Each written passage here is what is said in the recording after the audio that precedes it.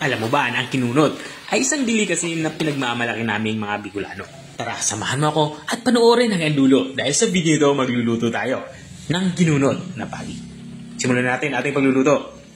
Magpapainit lang tayo dito ng kawali at kapag uminit na, maglagay na tayo ng kaunting mantika. At kapag uminit na itong ating mantika, ilagay na natin itong ating bawang. Magsisimula na nga tayo mag-isa sa parte ito.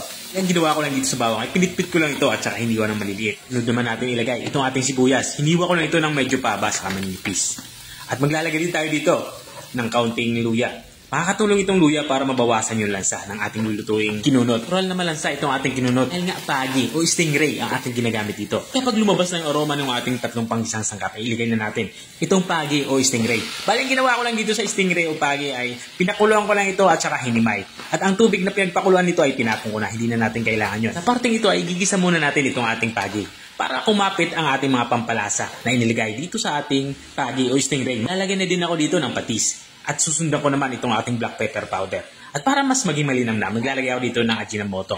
Sa mga hindi gumagamit ng Ajinomoto, pwede kayong gumamit dito ng Magic Sarap. At sa parte ito, ilalagay ko na itong ating gata. 400 ml na gata yung aking inilalagay dito. Mas maraming gata, mas masarap. Ito talaga yung sikreto niyan.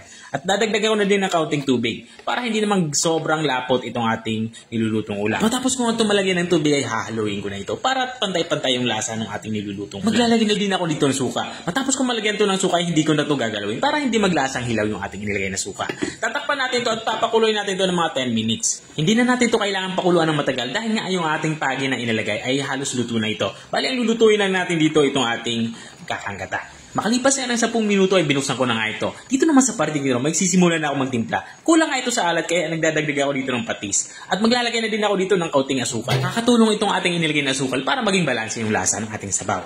Hinalo ko nga lang ito para mabilis matunaw yung ating inilagay na asukal. At dito naman ilalagay na natin itong ating dahon ng malunggay. Pagluluto nga ng kinunot, hindi talaga mawawala itong ating dahon ng malunggay. Hinalo ko lang pa ilalim itong ating inilagay na dahon ng malunggay para mabilis itong maluto. At kung nanonood ka pa rin hanggang dito sa parte ng aking video, ibig sabihin ay interesado ka sa aking niluluto. Baka pwede mo naman i-comment kung taga saan ka para alam ko kung hanggang saan umabot ang aking video. Balikan natin itong ating nilulutong ulam. Dito nga sa parte ito ay nilagyan ko na ito ng siling green. Naglagay na din ako dito ng siling pula. Siguradong manghang yung ating nilulutong kinunot.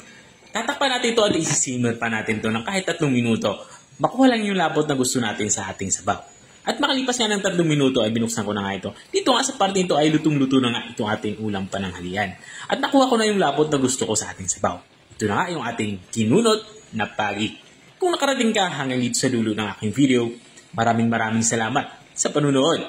At kung nagustuhan mo naman yung bago nating recipe ibinahagi, baka pwede mo naman ito i-share. O siya. Hanggang dito lang ako. Kita-kita ulit sa mga susunod kong mga videos. Paalam! Bye-bye!